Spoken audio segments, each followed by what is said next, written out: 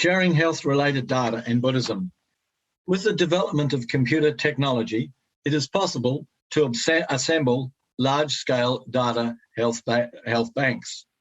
These may consist of electronic health records or data collected from routine clinical care or clinical research conducted by research teams or contract organisation. Health-related funders, regulators and journalists increasingly look at this data and ask themselves, should this data be shared with other research teams or other companies? Big data, as we know, is a term that refers to the binding of advanced predictive tools with large data sets. This data may be deployed with the aim of tracking, monitoring, analysing, and disseminating this information. Big data is compiled by various means.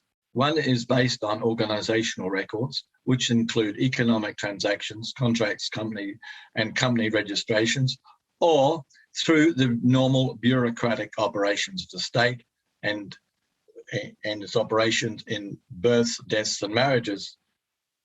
Big data is also accumulated through the internet and social media, and of course through various forms of surveillance.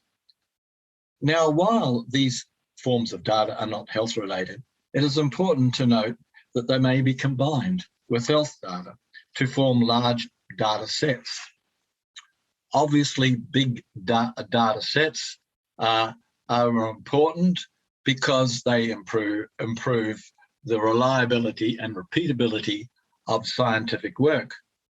They also improve the rigour and transparency of health outcomes. So the issue is, to what extent organisations should share their data? This becomes a problem of governance. Instead of having large data sets open to access, it is important to work out to what extent they should be shared. Now, to look at this issue, I've hypothesized that each hypothetical company called the Data Access Committee will assess whether data should be shared. And in fact, today, all companies and countries have data access committees which decide whether data should be shared. Well, the importance of this for this paper is I've got to try and work out or formulate to what extent data ought to be shared under Buddhist notions. As I've indicated, data sharing requirements and guidelines are mandated by research funders and journals affecting researchers all over the world. However, these guidelines are developed by Western researchers and journal editors based in high-income settings. Now, to examine the question of the Buddhist sharing of data, I've imagined that there's a committee, a kind of jury, if you like, with 5 Buddhist monastics, men and women, and 5 lay people, and to ask ourselves to what extent the sharing of data or non-sharing of data would be guided by Buddhist principles. We conjecture that the committee would be half from rural areas and half from outside. And of course, I must intimate that I'm going to concentrate on Thailand. Thailand's a good example of a Buddhist country, and look at to what extent Buddhists might want to share data in the various formulations they may look at to try and extrapolate what they will do. So in this approach, I have a theoretical I look at theoretical literature, and in this extent, I look at the recent studies on surveillance capitalism, particularly as exemplified by Zuboff's book, The Age of Surveillance Capitalism, which describes the collection of big data in modern capitalism. And she has argued very capably that this form of capitalism is a new economic order that claims human experience as free raw material for the hidden processes of commercial extraction. So that's the first thing I look at. Secondly, I look at medicalization of legal knowledge. Medicalization is is a theoretical approach which explains how medical knowledge has been applied to behaviours that are not self-evidently medical or biological. Medicalisation can be seen as a form of social control in which medical authority has been expanded into every domain of everyday life. So, and also look at the idea of biomedicine, and I'll do that a little later on. So, what about Western medicine? Because largely in Thailand, the Western medical system is predominant. So what are the underpinnings of Western medicine? And perhaps the importance of this is that it gives us an indication of how it contrasts with Thai traditional medicine. Well, Western medicine can be seen as mechanical and deterministic, with the ontological assumption that the body works like a machine, composed of changeable parts that may be repaired. Secondly, Western medicine is based upon the premise that phenomena may be isolated and subdivided into the smallest parts of a system, working in isolation from each other. Thirdly, that the mind and body are considered to be separate entities. Now, while, of course, some of these statements are generalizations, they do serve as a backdrop for the traditional values of what I will enunciate later on is Thai traditional medicine. In analysing Thai medicine, firstly, I note that Buddhist medicine, in quotes, is a convenient term, commonly referred to in many diverse ideas and practices which have emerged in Buddhist context. Buddhist medicine has never been a cohesive or a fixed system. Instead, it should be thought of as a dynamic, living tradition with a few core features and much local variation. We assume that Thai medicine incorporates ideas from Buddhist medicine, however conceived. Secondly, it is acknowledged that biomedicine, where Western forms of medicine, as I outlined, is the predominant cultural position in Thai society. Medical practitioners deploy Western medicine such as ultrasounds, x-rays and blood tests, etc. And that we acknowledge that Thai traditional medicine often incorporate some traditional beliefs that may be considered by Western medical practitioners as on the margins of credibility. Some would actually argue that there's been an over-medicalisation of Thailand, since the Thai doctors can only charge for actual treatments and drugs, and that medical students have been allured by the prestiges of science and high income.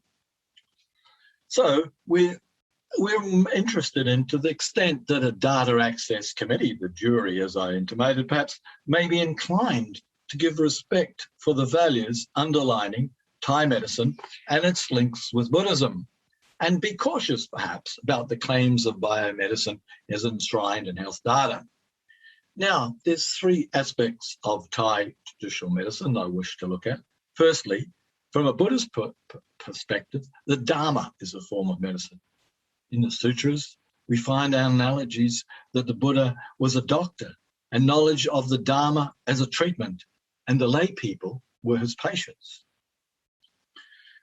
Secondly, there's a widespread belief in spiritual practice and ghosts and natural products and shamanistic forms of healing as regards health and lifestyle in Thailand, and we wish to acknowledge those.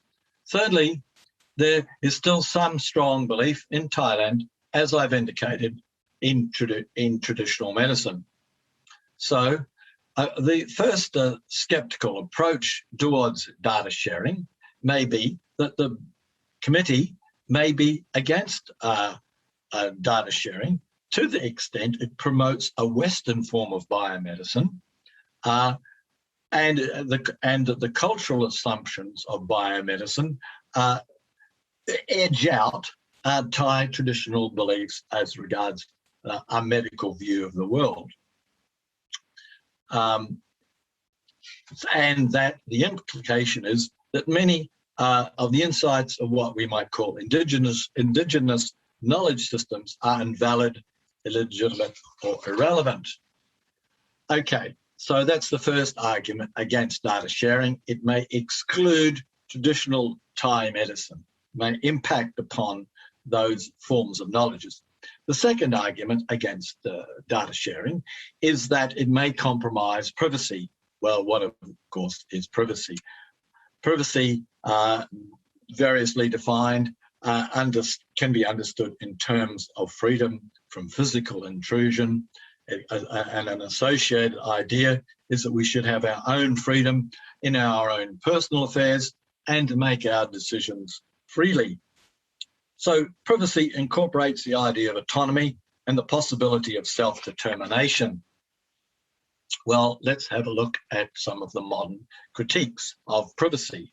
There has indeed been a loss of privacy. In fact, some have said there's been a profound transformation of the relationships between the public and the private. What is now seen as the public sphere has become a complex space of information flows where being public means being visible in the space. I think it was Mark Zuckerberg who said, there's no such thing as privacy, get over it. It's eliminated with the domination of social media. Is there still a value in privacy? Well, of course, privacy scholars would argue that there is, and I've indicated why, because people should be allowed to determine basically their inner life. Well, what about the Thai versions of privacy, or how has privacy been seen in Thailand? Many writers would argue that the idea of privacy or autonomy is a Western concept, which signifies individualism, liberalism, and the public-private divide and the values of the rule of law. And some have argued that these values aren't present in Thailand for the following reason. Firstly, in Thai society, traditional family members share the same household. In the space, there's no room for individual privacy. Secondly, the nature of society is perceived as an affiliation society, where members depend on security and patronage in a hierarchical form of a vertical structure. Thirdly, there is some collection of personal information as a long-standing practice in Thailand, as the state has long subjected its population to bureaucratic salvation through the collection of information by ID cards, household registration books, and so on. Well, it must be admitted that changes are taking place in the younger generation. Perhaps they've been influenced by Western ideas. This class is probably the educated middle classes that have some sympathy for the idea of privacy and its values.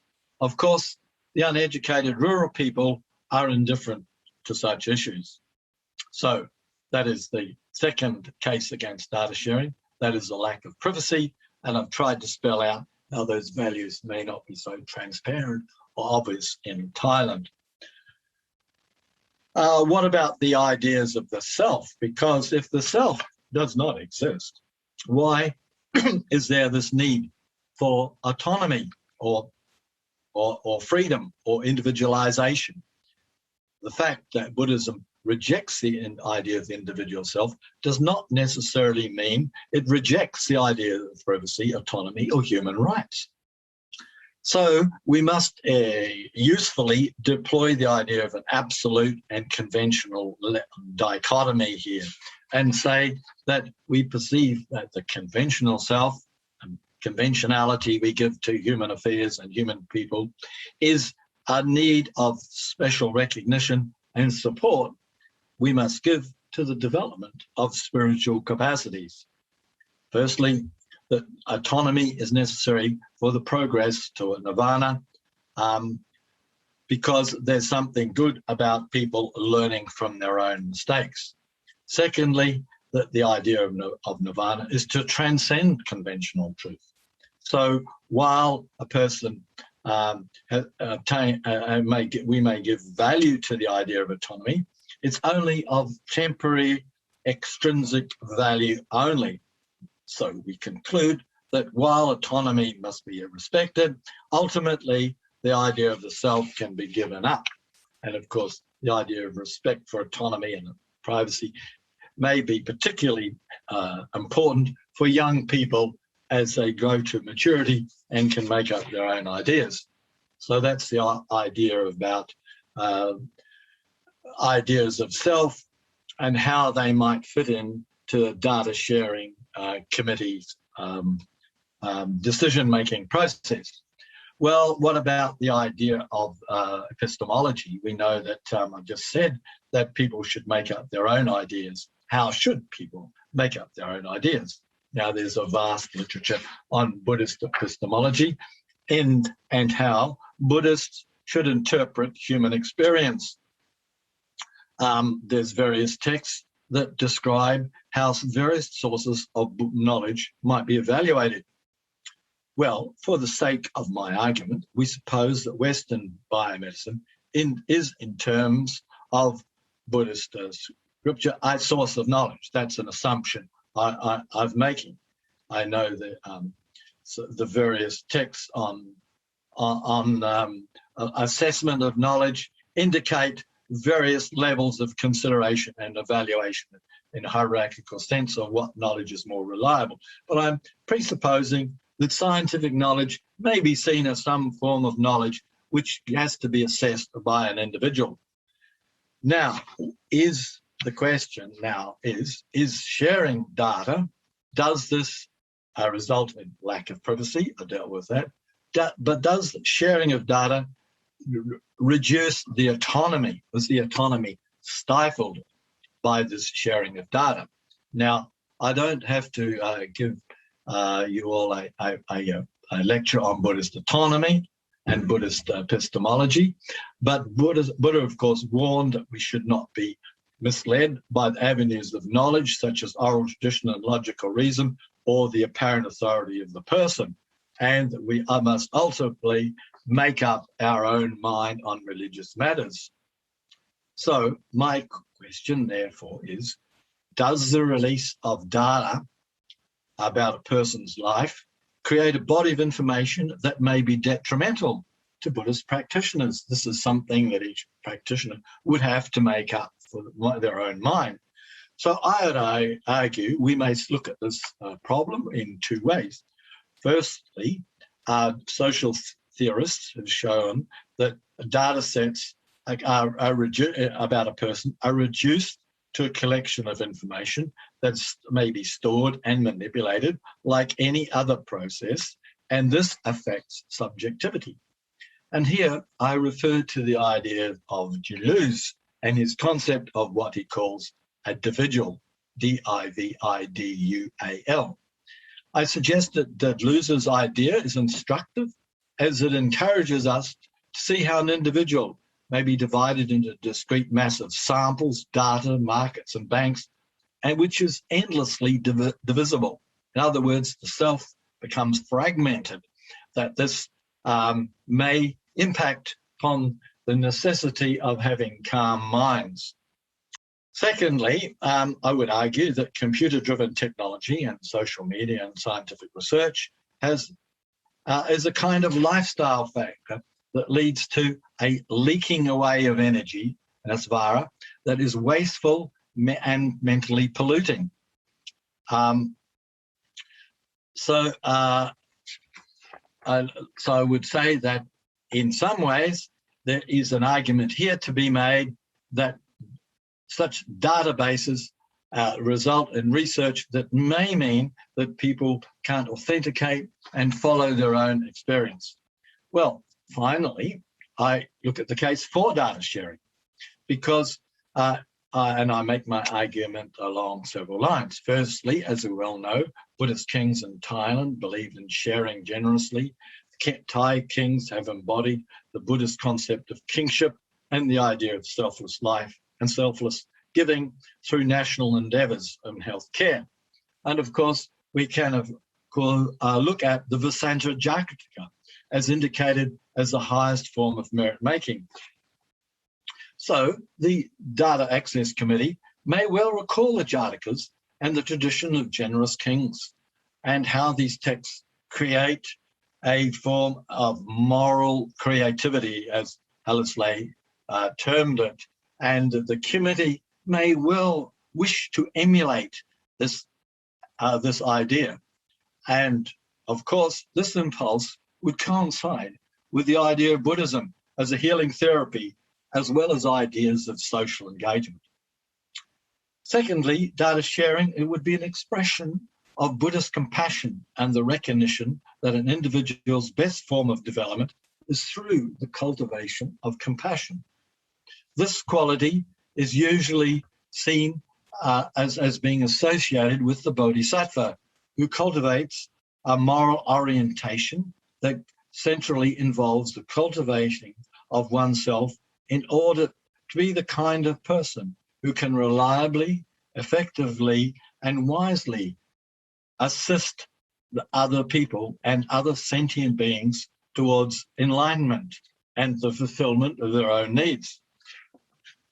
And we well know, of course, the well-developed tradition in Buddhism of dana, or generosity, and loving kindness.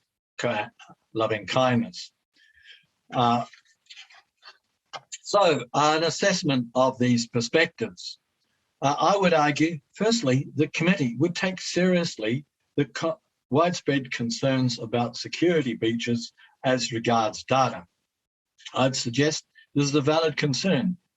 Given the ideas of individualism that are growing in Thailand, there needs to be some respect for young people for personal autonomy to develop their individuality, and it is arguable that this overwhelming life space that's been created for young people is not helped by the release of such big data.